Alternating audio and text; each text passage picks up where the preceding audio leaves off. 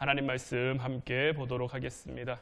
오늘 우리가 함께 볼 하나님 말씀은 히브리서 11장 6절 말씀입니다. 히브리서 11장 6절 말씀, 우리 다 같이 한 목소리로 말씀 보도록 하겠습니다. 믿음이 없이는 하나님을 기쁘시게 하지 못하나니 하나님께 나아가는 자는 반드시 그가 계신 것과 또한 그가 자기를 찾는 자들에게 상 주시는 이심을 믿어야 할지니라. 아멘. 오늘 이 시간에는 하나님의 음성을 듣는 방법이라는 제목 가지고 우리가 지난 시간에 이어서 오늘도 함께 말씀 나누기를 원합니다. 우리가 첫날 시간에는 하나님께서 우리를 지으실 때 분명한 목적, 바라라는 동사를 통해서 하나님이 분명한 목적을 가지고 이 천지 만물과 우리를 만드셨음에 대해서 나눴죠. 하나님께서 그 분명한 목적을 가지고 천지를 만드신 이유는 우리를 위함이었고 우리와 교제하시며 우리와 함께하시며 우리와 대화하기 위함이라고 말씀을 드렸어요. 그래서 하나님의 음성은 듣는 것이 당연한 거고요. 하나님의 음성을 어떤 특별한 사람만 듣거나 뛰어난 능력을 가진 사람만 들을 수 있는 것이 아니라 하나님의 양이라면 하나님을 목자로 삼아 살아가는 모든 사람은 당연히 하나님의 음성을 들을 수 있어야 하는 것이고, 어제 말씀을 통해서는 하나님이 그럼 우리에게 왜 말씀하시는가?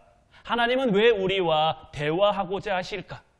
가장 중요한 것은 우리의 영혼을 살리시기 위함이었죠. 복음을 듣자마자, 말씀을 듣자마자 변화되는 사람은 거의 없습니다. 그 속에 말씀이 들어와 말씀이 역사하고, 그러다가 내가 죄인인 것을 깨닫고 그 말씀이 이끄는 곳을 향해 나아가고, 그러다 회개하고 하나님 앞에 돌이켜 나아가게 되는 거죠. 이것이 레마의 말씀, 그냥 기록된 객관적인 로고스의 말씀이 아니라 레마의 말씀이라고 어제 나눴죠. 그래서 이 레마의 말씀을 경험하고 나면 그 말씀이 정말 송이꿀보다 더 단 그런 것을 경험하게 되는 것이고, 이런 레마의 말씀들을 통해서 우리의 영적 생명이 충만해지는 거죠. 그럼 이제 우리가 이 레마의 말씀들을 통해서 우리와 대화하시는 그 하나님의 음성을 통해서 우리의 영적인 생명이 충만해지면 이제 우리가 원하는 삶, 내가 원하는 삶에서 하나님이 나를 통해 이루고자 하시는, 하나님이 원하시는 삶으로 나아가게 되는 거죠. 그래서 어제 우리가 두 가지를 나눴는데, 하나님이 우리에게 원하시는 삶의 모습이 무엇입니까? 첫 번째는 거룩하기를 원하신다라는 거였죠. 왜요? 하나님의 성품이 거룩하니까요. 내가 거룩하니 너희도 거룩할지어다.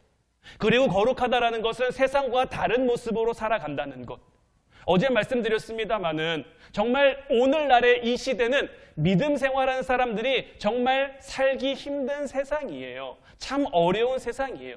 하지만 그럼에도 불구하고 하나님은 우리가 거룩하게 이 땅을 살아가기를 원하신다라는 것. 그리고 거룩해진다라는 것은 우리가 하나님을 위해 어떻게 살아갈 것인지를 고민하는 과정이라고 말씀을 드렸어요. 이 과정을 통해서 우리가 거룩해지는 거예요. 우리가 하나님을 사랑하기에 어떤 말들을 할 것이며, 어떤 관계를 맺을 것이며, 어떻게 내 삶의 자리를, 내 가정을, 내 교회를 사랑하며 살 것인지를 고민하며 나아갈 때 하나님이 우리를 도우셔서 우리의 삶이 거룩하게 만들어주시는 것이고, 지혜롭게 되는 것은 다른 무엇보다 하나님은 우리가 이 땅 가운데 지혜롭게 살기를 원하시는 분이. 지혜는 무엇입니까? 듣는 마음이죠. 경청하는 것이 지혜인 거예요. 하나님의 음성을 들음으로 우리는 우리의 삶을 바꾸어 갈 수가 있는 거예요. 사람들의 대화는 관계 속에서 형성되죠. 제가 누군가를 만나서 대화하면서 그 관계가 형성되는 것이고, 친밀한 관계를 형성하면 친밀한 관계를 형성할수록 더 깊은 대화를 나눌 수 있게 되는 거죠. 하나님과의 관계도 마찬가지로 우리가 하나님과 친밀한 관계를 맺으면 맺을수록 더 깊은 것까지, 하나님의 깊은 것까지도 통달할 수 있도록 하나님은 우리에게 말씀하신다라는 거예요. 그러기 위해서는 하나님과 친해져야죠. 친해야 하나님의 뜻을 이해할 수 있고 친해야 하나님의 생각을 우리가 깨달을 수 있고 그렇게 신뢰를 쌓아감으로 하나님과 더 깊은 관계를 누릴 수 있게 되는 거죠. 이제 오늘은 기도의 세 번째 시간으로 하나님의 음성을 듣는 방법에 대한 이야기를 나누기를 원해요. 사실 이게 방법이라고 표현을 해서 그렇지 사실 하나님의 음성을 듣는 구체적이고 정확한 방법은 없습니다. 첫날 시간에도 말씀을 드렸습니다마는 하나님과 가까워지고 하나님과 시간을 많이 갖는 것 외에는 그 방법이 없는데 우리가 조금 더 하나님과 빨리 가까워지고 빨리 친밀해질 수 있는 그래서 하나님의 음성을 들을 수 있는 그런 방법이라고 오늘 말씀을 표현하고 함께 나누고 싶은데 오늘 본문 6절 말씀 보면 믿음이 없이는 하나님을 기쁘시게 하지 못하나니 하나님께 나아가는 자는 반드시 그가 계신 것과 또한 그가 자기를 찾는 자들에게 상 주시는 이심을 믿어야 할지니라. 하나님의 음성을 듣는 데 있어서 가장 기본이 되는 것이 바로 믿음이에요. 믿음. 우리 사람은 영이신 하나님을 볼 수가 없습니다. 우리는 결코 하나님을 볼 수가 없단 말이에요. 볼 수가 없기에 믿음이 우리에게 정말 필요한 거예요. 그럼 이 믿음으로 우리는 무엇을 믿어야 합니까? 우리에게 주신 말씀을 믿어야죠. 우리에게 주신 이 말씀이 하나님의 음성임을 우리가 믿을 수 있어야 하는 거예요. 오늘 말씀에서도 믿음이 없이는 하나님을 기쁘시게 못한대요. 그럼 우리가 하나님을 기쁘시게 하는 자로 나아가려면 하나님을 기쁘시게 하는 하나님과 가까운 하나님과 친밀한 그러한 관계로 나아가려면 우리가 무엇을 가져야 됩니까? 믿음을 가져야죠. 이 믿음을 통해 무엇을 봐야 됩니까? 이 오늘 본문 말씀이 우리를 통해 이루어질 것을 그냥 단순히 저 말씀을 아는 말씀으로 끝내는 게 아니라 하나님은 저런 분이시구나. 믿음이 없으면 하나님을 기쁘시게 하지 못하는구나. 하나님께 나아가는 자는 하나님이 계신 것과 자기를 찾는 자들에게 상 주는 이심을 믿어야 하는 거구나. 이렇게 아는 걸로 끝나면 저 말씀을 통해 우리는 하나님께 나아갈 수가 없어요. 이거는 아는 거지 믿는 게 아니에요. 이 말씀을 믿는 것은 무엇입니까? 이 말씀을 내가 믿는다라는 것은 저 말씀이 내 안에 들어와 정말 저 말씀이 내 안에서 이루어지도록 내 삶의 방향, 내 삶의 어떤 습관, 내 삶의 모양을 바꾸어 가야죠. 그래야만 저 말씀이 내 말씀이 돼서 그 말씀을 통해 하나님께 나아가 하나님과 더 깊은 관계, 하나님과 더 친밀한 관계를 맺을 수가 있는 거예요. 주님께서 내 양은 내 음성을 들을 수 있다라고 분명히 말씀하셨죠. 우리가 주님의 양이라면 우리는 주님의 음성을 마땅히 들어야 되는 거예요. 내가 주님의 양임을 믿는 것.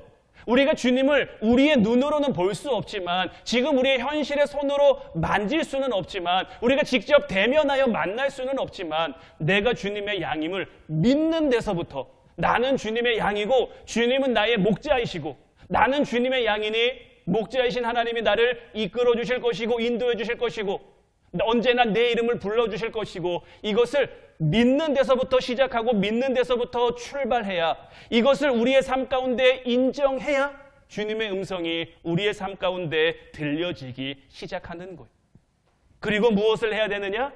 늘 우리를 방해하고자 하는 사단을 대적할 수 있어야 하는 거예요. 이 땅 가운데 사단이 하는 일은 무엇입니까? 하나님의 역사가 일어나지 못하도록 방해하는 거죠. 하나님의 말씀이 우리에게 들려지지 않도록 방해하는 역사를 한단 말이에요. 그런데 사단이 하나님의 말씀 자체를 막을 수 있는 방법이 있습니까? 없습니까? 없거든요. 사단은 말씀 자체를 대적할 수 없어요. 그러니까 뭐 합니까? 우리의 눈을 가리고 우리의 길을 가리어서 말씀이 보이지 않게, 말씀이 들리지 않게, 그 말씀이 내 안에 들어와 역사하지 못하도록 우리를 자꾸만 유혹하고 우리를 방해하는 것. 마태복음 14장 28절로 30절 말씀을 보면 베드로가 대답하여 이르되 주여 만일 주님이시거든 나를 명하사 물 위로 오라 하소서 하니 오라 하시니 베드로가 배에서 내려 물 위로 걸어서 예수께로 가되 바람을 보고 무서워 빠져가는지라 소리질러 이르되 주여 나를 구원하소서 하니 예수님께서 새벽에 물 위를 걸어서 제자들에게 오고 계셨어요. 처음에는 제자들이 예수님이 유령인 줄 알고 무서워했단 말이에요. 그런데 어떤 제자가 예수님이시다 소리치니까 베드로가 말하는 거죠. 예수님, 만일 예수님이면 내가 예수님께로 가게 하옵소서.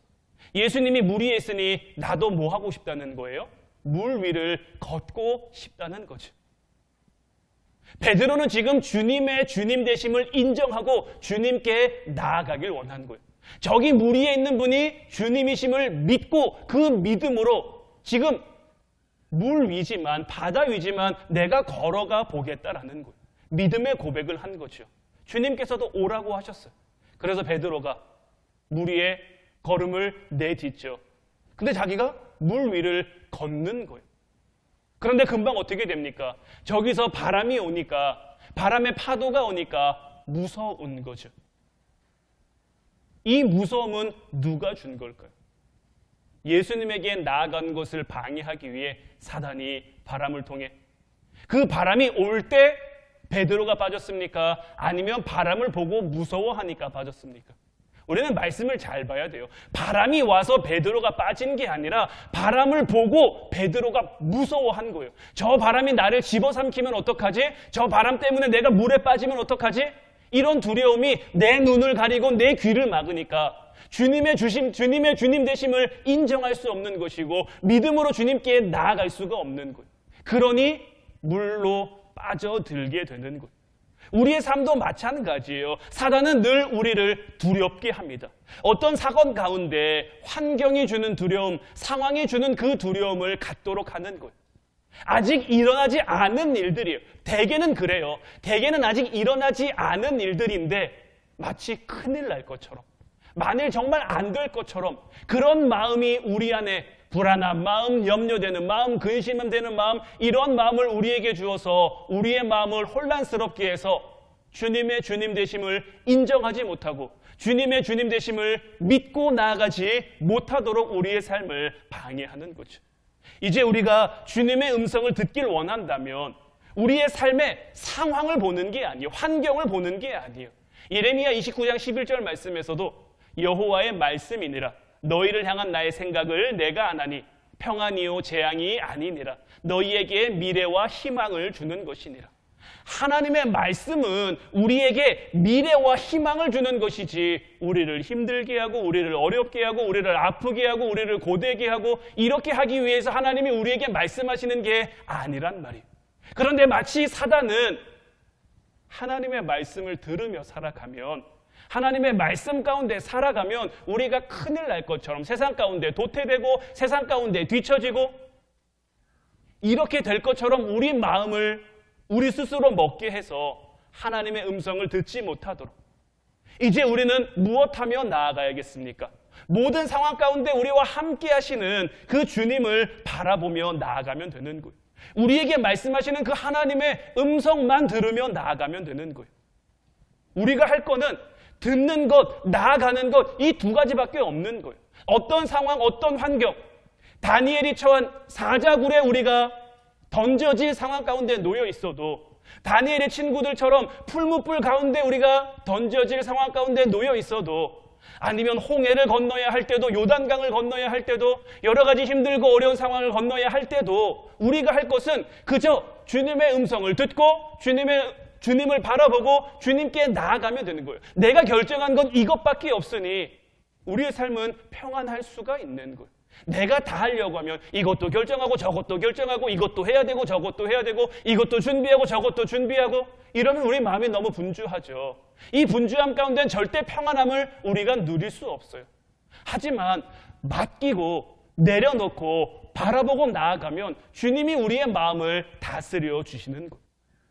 또한 사단은 우리를 방해하기 위해 우리에게 어떻게 합니까? 우리로 하여금 말씀을 의심하게 하는 거예요. 의심은 믿음의 가장 반대되는 말이라고 할 수가 있어요.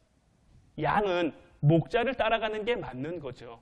양은 목자를 따라가야만 안전할 수 있어요. 그런데 양으로 하여금 어떤 의심이 들게 하는 거예요? 저 사람이 내 목자가 맞나? 내가 저 사람을 따라가는 게 안전한가? 저 사람 따라가면 내가 뭔가 먹을 수나 있을까? 물을 마실 수나 있을까? 이런 의심되는 상황 속에 자꾸 우리를 던져 놓는 거죠. 이스라엘 백성들이 출애굽을 했습니다. 애굽에서 정말 말로 설명할 수 없는 10가지 놀라운 그 이적들을 경험했어요. 애굽 땅에는 재앙이 있는데 고센 땅에는 재앙이 내리지 않아요. 정말 하나님의 놀라우심을 경험한 거죠. 그리고 홍해 앞에 섰단 말이에요.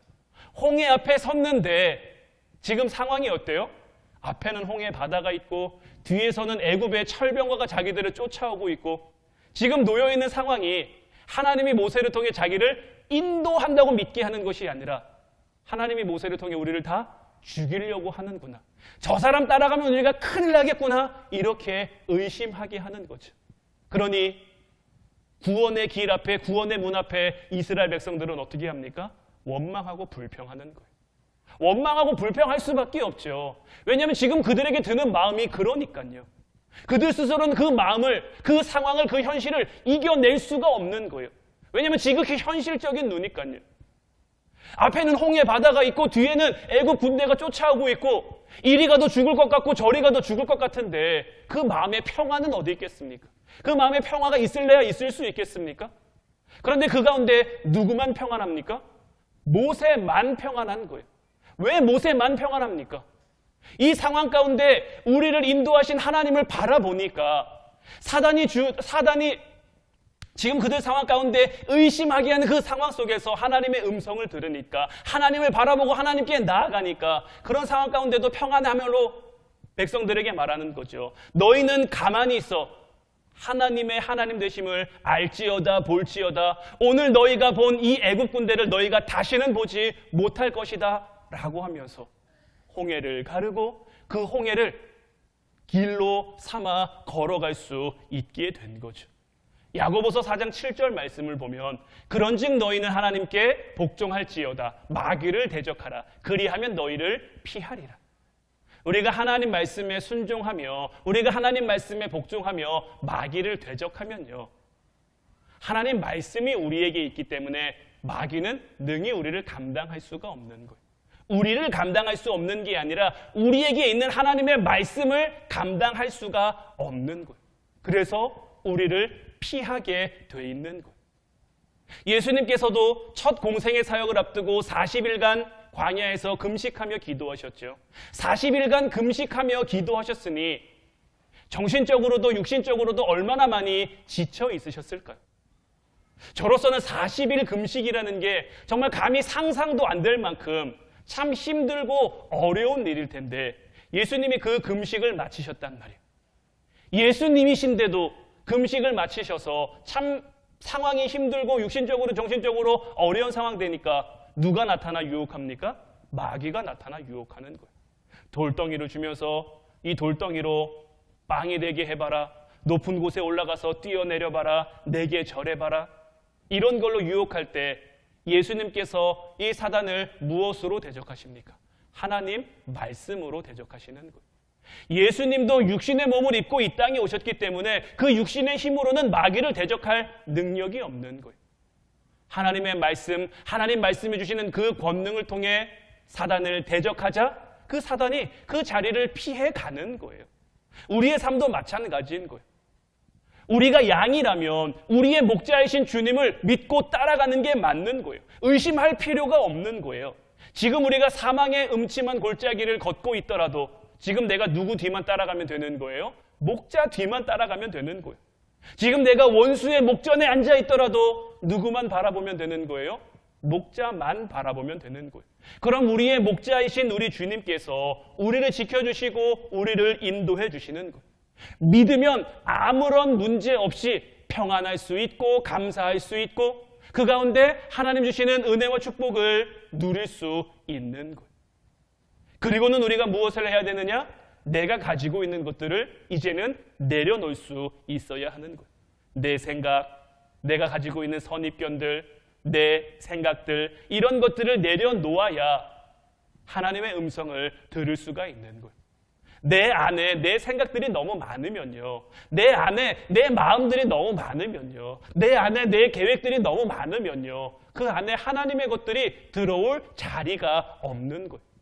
그리고 자칫 때로는 내가 생각한 것, 내가 말한 것이 마치 하나님의 음성인 것처럼 우리가 착각할 수도 있는 거예요. 그래서 우리는 할 수만 있는 대로 우리의 것을 내려놓고, 주님께서도 우리에게 말씀하신 것이 너희는 먼저 그의 나라와 그의 의를 구하라는 거예요. 하나님 생각 먼저 하고 하나님 마음으로 먼저 바라보고, 그러면 우리의 삶에 있어야 할 것들은 우리가 구하지 않아도 하나님이 더해 주시겠다라는 거예요. 그런데 우리는 우리의 힘으로 우리의 것을 내려놓기가 너무 힘들죠. 그래서 예수님께서는 우리에게 보혜사 성령님을 보내주신 것. 우리의 힘으로는 결코 하나님을 알 수 없지만, 우리의 힘으로는 결코 하나님께 나아갈 수 없지만, 성령님을 통해서 성령님의 도우심 가운데 우리가 하나님께 나아갈 수 있게 되는 거죠. 성령님은 왜 우리에게 오셨습니까? 우리는 성령님이 오신 이유를 늘 알고 살아가야 하는 거예요. 로마서 8장 15절로 17절 말씀을 보면, 너희는 다시 무서워하는 종의 영을 받지 아니하고 양자의 영을 받았으므로 우리가 아빠 아버지라고 부르짖느니라. 성령이 친히 우리의 영과 더불어 우리가 하나님의 자녀인 것을 증언하시나니, 자녀이면 또한 상속자 곧 하나님의 상속자요 그리스도와 함께한 상속자니 우리가 그와 함께 영광을 받기 위하여 고난도 함께 받아야 할 것이니라 라고 되어 있어요. 성령이 우리에게 무엇을 깨닫게 하십니까? 내가 하나님의 자녀라는 것을.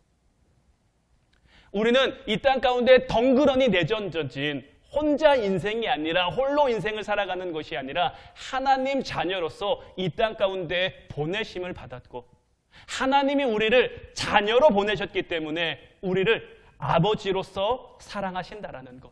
우리는 늘 이것을 잊지 않고 살아갈 수 있어야 돼요. 성령께서 우리 안에 친히 이것을 깨닫도록 우리에게 증언해 주시는 거예요. 로마서 8장 26절 27절 말씀에서도 이와 같이 성령도 우리의 연약함을 도우시나니 우리는 마땅히 기도할 바를 알지 못하나 오직 성령이 말할 수 없는 탄식으로 우리를 위하여 친히 간구하시느니라.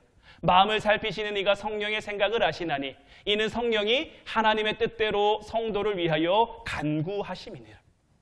저는 이 말씀이 참 은혜가 돼요. 때로는 우리가 지치고 때로는 우리가 연약해 주저앉아 있을 때가 있죠. 낙심할 때가 있죠. 난망할 때가 있죠. 왜 그럴 때가 없습니까? 그러면 누가 우리를 기도해 주시는 거예요? 성령이 우리를 위해서 정말 말할 수 없는 탄식으로, 그 안타까움으로 우리를 위해서 친히 간구해 주신다라는 거예요. 그러면 이 성령이 말할 수 없는 탄식으로 무엇을 간구하십니까? 하나님의 뜻대로 우리를 위하여, 하나님의 뜻대로 여러분들 한 사람 한 사람을 위하여 간구하신다라는 거죠. 엘리야 선지자가 바알과 아세라 선지자 860명과 싸워 멋지게 승리를 했어요. 이제 뭔가 나라가 뒤집히겠구나. 이제 이세벨 여왕이 더 이상 힘쓰지 못하고 이제 두 손 두 발 다 들고 항복하겠구나, 이렇게 생각했는데 그 다음날 이 이세벨 여왕이 자기를 죽이겠다고 달려들거든요. 엘리야가 덜컥 무서운 마음이 든 거예요. 그 전날까지는 860명 앞에서도 담대할 수 있었는데 아무것도 없는 그 제단 가운데 물도 붓고 그 위에 하나님의 불이 내려지기를 믿음으로 간구하며 믿음으로 기도할 수 있었는데 고작 하룻밤 새에 그의 마음에 두려움이 든 거예요. 그의 마음에 두려움이 드니까요, 천하의 엘리야도 별 수가 없는 거예요. 그러니 로뎀나무 아래에 앉아서 하나님, 그냥 나 데려가 주시면 안 됩니까? 하나님, 나 이 땅의 삶이 너무 힘듭니다. 너무 어렵습니다. 그러니 나 좀 데려가 주십시오. 이 엘리야도 낙심하고 낭망해서 하나님 앞에 죽기를 간구하고 있는 거예요. 그때 하나님께서 이 엘리야를 까마귀를 통해 하나님의 은혜를 다시 깨닫게 하시고, 다시 하나님의 함께 하심을 깨닫게 하시고, 그를 이끌어 그를 인도해 가시는 거예요.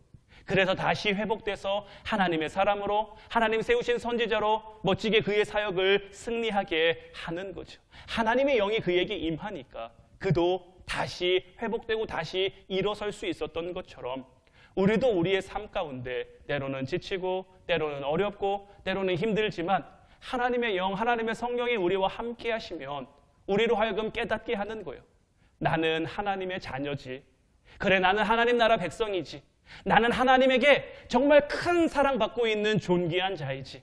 이런 것들을 깨닫게 하셔서, 그래서 우리가 이 땅 가운데 세상의 방법, 세상의 모습으로 살아가는 것이 아니라 하나님의 자녀답게, 하나님 나라 백성답게 살아갈 수 있게 하는 거죠. 이제 우리가 2023년을 시작하고 이제 신년 축복 기도회로 우리가 한 주간 말씀 나누고 기도하고 있는데, 이제 우리가 이 한 주간의 기도회를 통해서 우리의 삶이 어떤 모습으로 나아가야겠습니까? 늘 하나님과 가까운 자리, 늘 하나님과 함께하는 자리, 늘 하나님의 음성을 듣는 자리로 나아가야 하지 않겠습니까? 어제 말씀드렸죠. 하나님은 우리에게 복 주시기를 원하시는 분이에요. 우리가 그냥 복이 돼서 나가서도 복을 받고 들어와서도 복을 받고 성읍에서도 복을 받고 우리가 속한, 우리가 가진 모든 것들을 통해 다 복을 받기를 원하시는 분인데, 무엇하면요? 하나님의 말씀을 청종하면요, 하나님의 음성을 들으면요, 그래서 하나님과 가까운 관계가 되면요, 그래서 하나님과 친밀한 관계를 누리면요, 하나님이 우리를 그렇게 만들어 가시겠다라는 거예요. 이보다 더 큰 은혜가 우리에게 어디 있겠습니까? 이보다 더 큰 축복이 우리에게 어디 있겠습니까? 올 한 해의 삶을 우리가 이런 모습으로 살아갈 수 있다면 올 한 해 어떤 상황이 우리에게 온들, 어떤 사건이 우리에게 벌어진들 무엇이 두렵겠습니까? 무엇이 염려되겠습니까? 그저 담대히 우리는 가만히 있어 하나님의 일하심을 보면 될 거예요. 믿음으로 나아가 하나님의 역사하심을 보면 될 거예요. 먼저 그의 나라와 그의 의를 구하면 하나님이 우리에게 있어야 할 것들, 우리에게 더해 주실 것. 이렇게 우리가 올 한 해의 삶을 살아갈 수 있다면, 우리의 가정이 이런 복을 받아, 우리 교회가 이런 복을 받아, 우리가 속해 있는 모든 삶의 자리와 일터가 이런 복을 받아 나아간다면 이보다 더 큰 축복이 어디 있겠습니까? 이제 바라기는 사랑하는 우리 화운 성도들 모두가 이와 같은 은혜 속에 살아갈 수 있기를 주님의 이름으로 축원해 드립니다. 하나님은 우리를 자녀로 불러주셨고요, 하나님은 우리를 하나님 나라의 백성으로 불러주셨고요, 우리가 하나님 자녀로서, 하나님 나라 백성으로서 하나님은 늘 우리와 대화하고 싶으시고 우리와 가까이 하고 싶으시고, 우리가 주님께 가까이 나아가 주님과 대화하기 위해서는 반드시 믿음이 있어야 한다는 것. 믿음으로 오늘도 우리가 고백하고 믿음으로 우리가 나아가면 주님께서도 우리에게 주님의 뜻을 깨닫도록, 주님의 방법을 깨닫도록 우리에게 말씀해 주실 줄로 믿습니다. 이와 같은 은혜 속에 살아가는 저와 여러분들 될 수 있기를 주님의 이름으로 축원해 드립니다. 오늘 이 시간에는 부흥이란 찬양 함께 나누고 싶어요. 정말 이 땅이 영적으로 참 많이 황폐한 그런 시대죠.